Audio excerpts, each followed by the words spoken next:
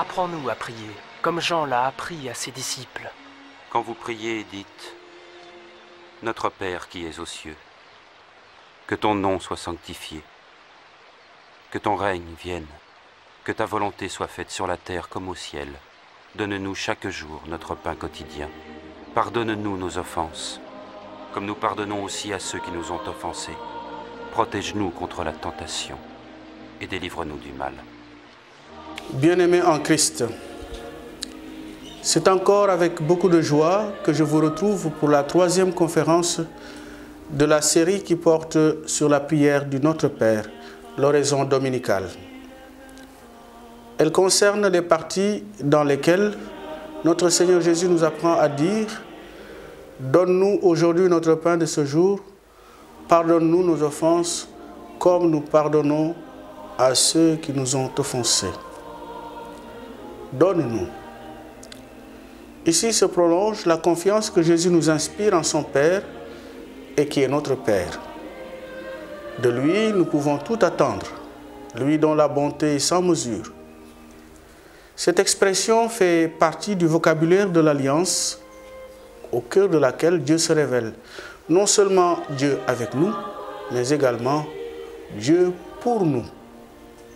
Car il ne se contente pas d'être présent à son peuple, mais se donne à lui et s'occupe de lui. Nous avons là une des plus belles expériences de rencontre et de dialogue entre Dieu et son peuple. Donne-nous aujourd'hui notre pain de ce jour. La nature de ce pain de ce jour a beaucoup intéressé les pères de l'Église qui en ont donné diverses interprétations. Le texte grec du Notre Père porte une expression épiousios, accolée au pain et difficile à traduire, qui est au-dessus de toute substance, d'une nature supérieure, pain principal ou remarquable. Tous ces sens semblent montrer que la demande ne concerne pas le pain qui entre dans le corps et le nourrit, mais le pain de la vie éternelle qui fortifie la substance de notre âme. On l'appellera pain divin, pain des âmes, pain de la vie éternelle, sacrement descendu du ciel, pain qui est le symbole de la mort du Seigneur et de la rémission des péchés. Toute expression qui évoque le sacrement de l'Eucharistie où le Christ s'offre en nourriture pour la vie éternelle. Cependant, saint Cyril fait remarquer qu'il en est qui pensent qu'il n'est pas digne des âmes saintes de demander à Dieu les biens du corps et qui, par conséquent, appliquent ces paroles à la vie spirituelle. J'admets que les biens spirituels doivent être l'objet principal et premier de la prière des saints. Mais il faut cependant convenir qu'ils peuvent demander sans se rendre coupables le pain ordinaire, puisque le Sauveur lui-même leur en fait un devoir.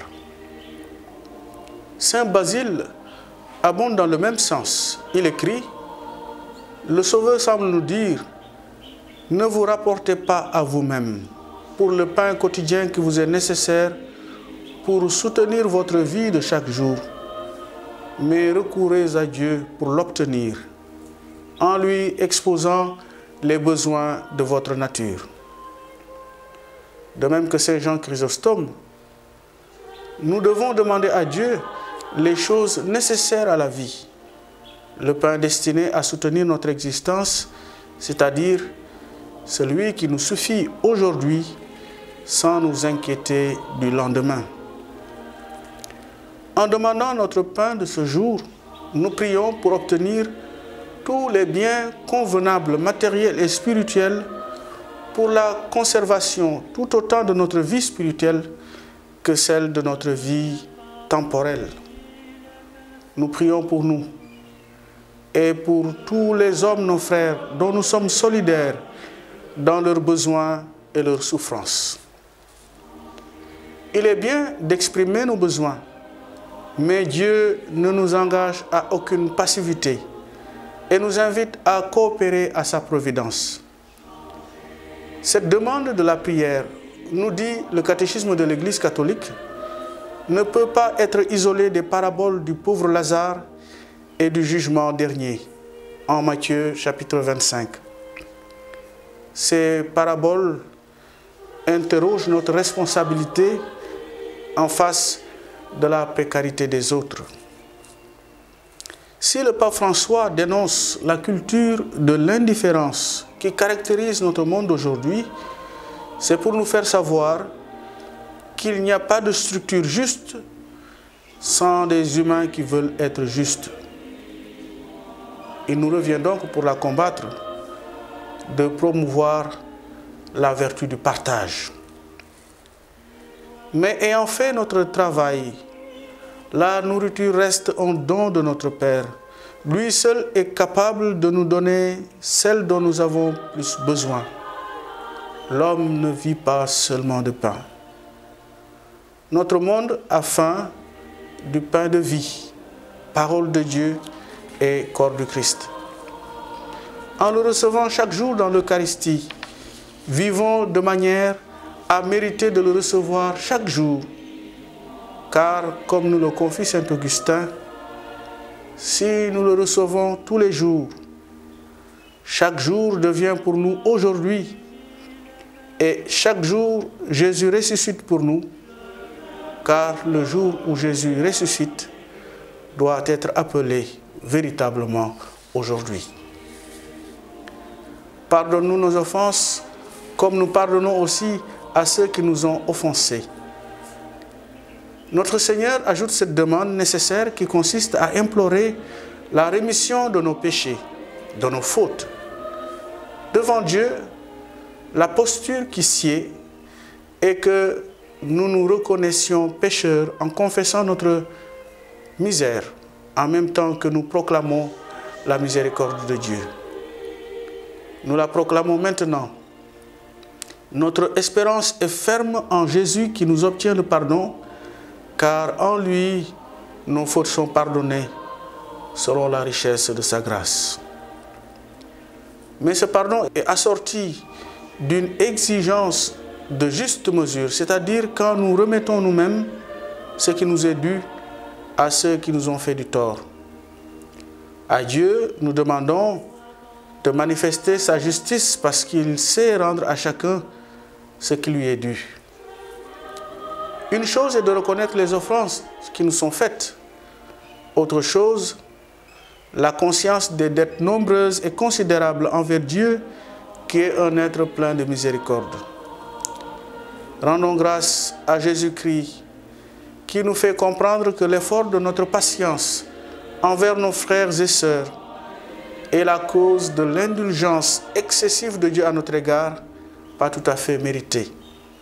En effet, nous donnons peu pour recevoir beaucoup. Nous ne demandons pas à Dieu d'imiter notre manière de pardonner, mais de nous apprendre en définitive à pardonner. Car en effet, tout élan de pardon de notre part n'est réalisable que dans la participation vitale à la sainteté, à la miséricorde et à l'amour de Dieu. Une participation qui est imitation de Jésus, par qui le Père nous est connu. L'expérience du pardon accordé est un mystère dont Jésus sur la croix nous a révélé toute la portée. En disant « Père, pardonne-leur parce qu'ils ne savent pas ce qu'ils font », il ouvre un nouvel horizon dans lequel les difficultés qu'il y a à pardonner sont assumées, jusqu'à la conversion du cœur qui accepte de se laisser brûler aux 1000 feux de l'Esprit Saint.